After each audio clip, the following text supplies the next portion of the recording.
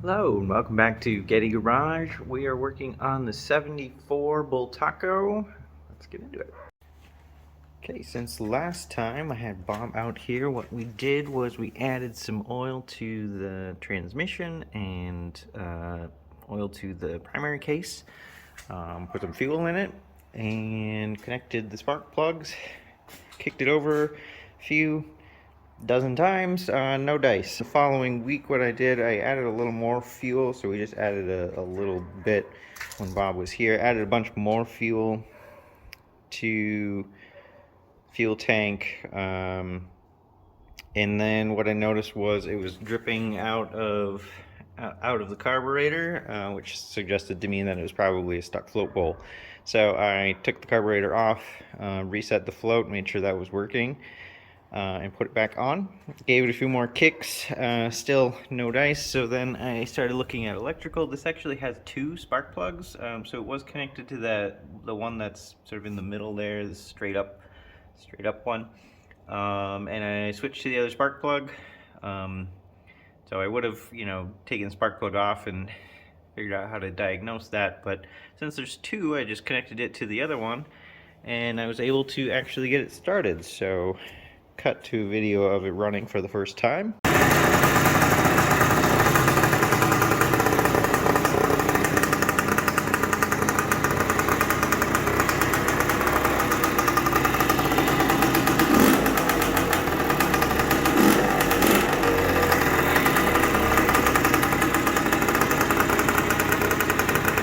What I'm going to do now is we need to make sure that the transmission and the clutch actually run. Put it in gear and then kind of see where we're at.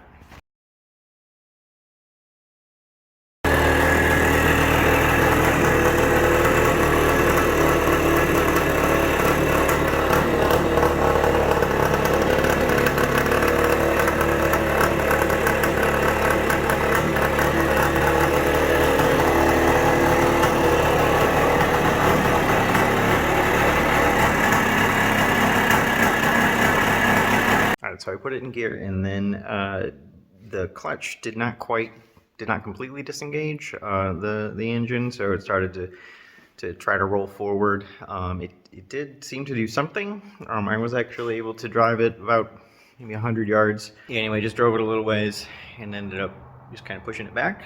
I'm hoping that maybe it's as simple as just tightening the clutch cable. Maybe that will be it. So we're gonna start there and then work on clutch adjustment from there.